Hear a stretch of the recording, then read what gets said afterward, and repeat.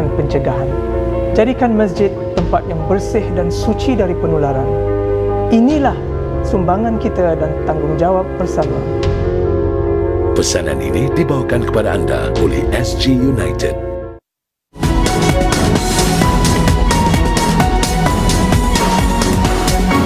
Berita diteruskan. Pasukan Parti Tindakan Rakyat PAP yang bertanding di JRC West Coast pada 2015 akan berkempen berdasarkan rekod perkhidmatan masa lalu dan menumpukan perhatian kepada usaha memperbaiki kehidupan para penduduk. Menteri Penerangan dan Perhubungan S. Iswaran yang merupakan sebahagian pasukan itu berkata demikian selepas melawat Pasar Tiban di JRC West Coast. Semalam, Parti Kemajuan Singapura PSP menyatakan parti itu bakal bertanding di kawasan undi tersebut. Menurut Encik Iswaran yang bersama Timbalan Perdana Menteri Heng Swee Keat, lawatan ini hari ini bertujuan mendengar keprihatinan para penduduk dan memahami bagaimana dasar-dasar negara seperti belanjawan negara telah memberi manfaat kepada para penduduk. Mesej dan pendirian pasukan PAP, kata Encik Iswaran, adalah konsisten dan mereka mahu memperbaiki kehidupan para penduduk. Fokus mereka, tambah beliau, adalah membantu para penduduk menangani cabaran dan kesan ekonomi akibat COVID-19. What is very important for us is that we make policies at the national level. Timbalan Perdana Menteri Heng Swee Keat pula berkata adalah amat penting bagi dasar-dasar dihasilkan di peringkat nasional. Tetapi kita mahu melihat sama ada dasar-dasar itu ada kesannya seperti yang dimaksudkan. Dan akan ada yang boleh dilakukan para penasihat agar ia saling melengkapi skim di peringkat nasional.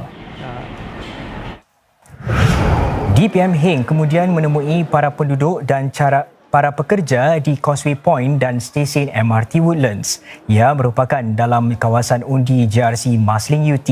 Encik Heng diiringi Menteri Pembangunan Negara Lawrence Wong dan Menteri Negara Tenaga Manusia Merangkap Pembangunan Negara Zaki Muhammad, kedua-duanya anggota Parlimen kawasan undi ini. Parti Rakyat Singapura SPP yakin ia tidak akan berakhir dalam sebarang pertandingan 3 penjuru dalam pilihan raya akan datang. SPP telah mengatasi kemungkinan berlaku pertumbungan dengan parti-parti pembangkang lain di JRC Bishan Toa Payoh dan SMC Potong Pasir. Ketua SPP Steve Chia berkata sebagai sebahagian daripada perjanjian dengan parti-parti pembangkang lain, SPP katanya telah menggugurkan rancangan untuk bertanding di kawasan-kawasan undi perseorangan di Marymount dan Mountbatten.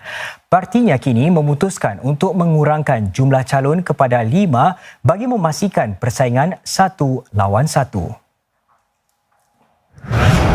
Parti Reform juga dilihat bertemu para penduduk di kawasan Teck Ghee pagi tadi. Parti itu sudah mendedahkan cogan kata kempen bagi pilihan raya iaitu membina semula dengan lebih baik dan adil. Dalam satu catatan di Facebook, parti itu menyenaraikan beberapa saranan dasar. Ini termasuk menangguhkan GST buat tahun ini dan seterusnya, jagaan kesihatan universal, pengangguran, faedah bagi warga tua dan kanak-kanak serta gaji minimum sebanyak $10 sejam. Ketua Parti Demokratik Singapura SDP, Chee Soon Juan berkata, seorang anggota parlimen sepenuh masa akan berupaya untuk berkhidmat kepada penduduk dengan lebih efektif. Beliau berkata demikian kepada para wartawan semasa satu lawatan di Bukit Batok di mana beliau merancang untuk bertanding. Ia adalah mesej sama yang pernah Dr. Chee sampaikan semasa kempen pilihan raya kecil 2016 di mana kerusi perseorangan itu dimenangi Encik Murali Pillay dari PAP. Penasihat kanan firma undang-undang Raja and Tan itu bagaimanapun telah dikritik Dr. Chee kerana menjadi AP9. Merujuk kepada kelewatan pembinaan dan beberapa kelemahan di dalam estet, Dr. Chee berkata adalah mustahil bagi para AP9 untuk memberikan tumpuan sepenuhnya sekiranya mempunyai pekerjaan siang hari. Menurutnya, beliau akan menjadi AP sepenuh masa sekiranya dilantik masuk di Parlimen. Encik Murali memberitahu CNA bahawa beliau akan memberikan responsnya kepada kenyataan-kenyataan tersebut apabila mula berkempen dari hari penamaan calon. Menurutnya, buat masa ini beliau sedang membantu para penduduk menangani pandemik COVID-19. Ikuti nanti perkembangan terkini COVID-19 di dalam negeri. Juga peruntukan lebih 1.3 bilion dolar untuk bantu firma-firma binaan rancakan semula perniagaan.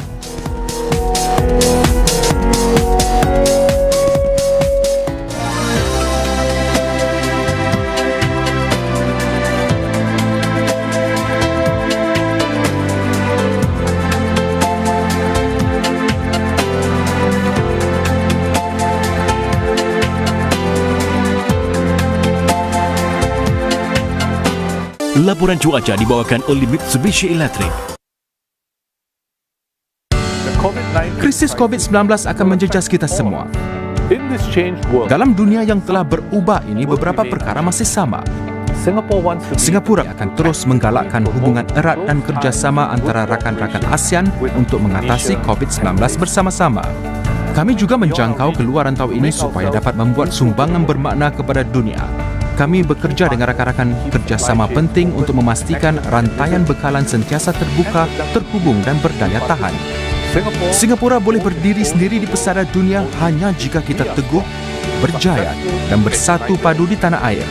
COVID-19 telah menunjukkan betapa pentingnya membina rizab dan daya tahan sebagai respons kepada krisis yang tidak dijangkakan.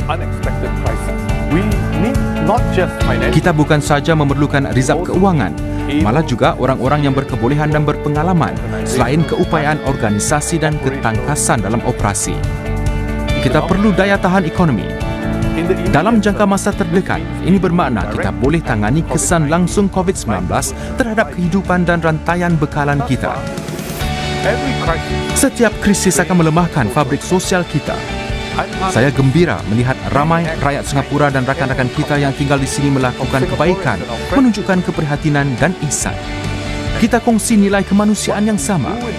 Kesepakatan, kecekalan dan daya tahan kita memberi saya keyakinan kita akan atasi krisis pada hari ini dan sebarang cabaran pada masa hadapan demi bersama membina Singapura yang lebih teguh dan baik.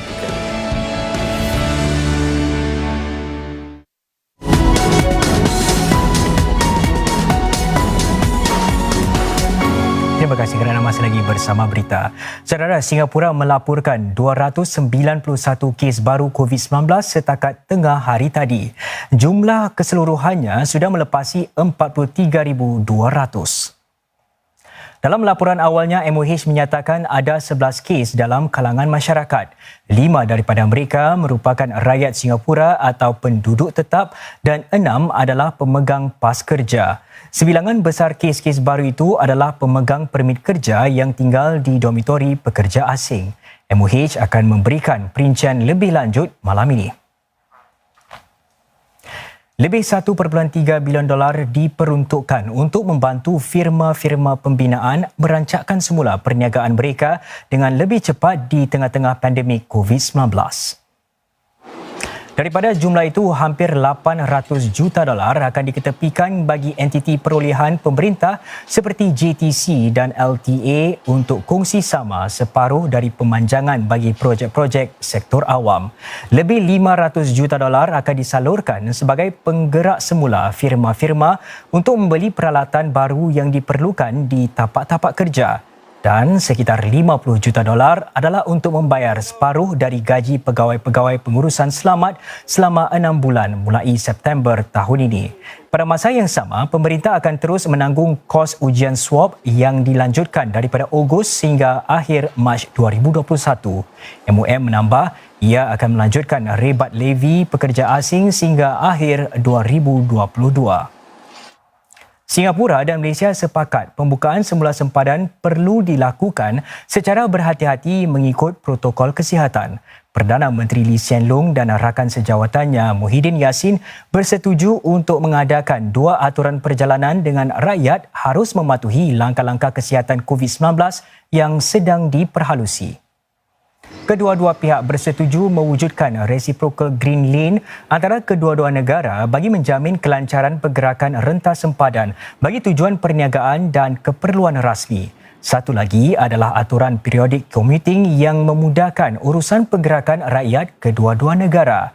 Di bawah aturan tersebut, pemegang pas imigresen jangka panjang yang bekerja di negara satu sama lain dibenarkan memasuki negara asal mereka untuk tempoh jangka pendek. Sebelum berpisah, kita ke Spanyol dulu bagi persembahan drone yang menerangi ruang udara Bandar Madrid.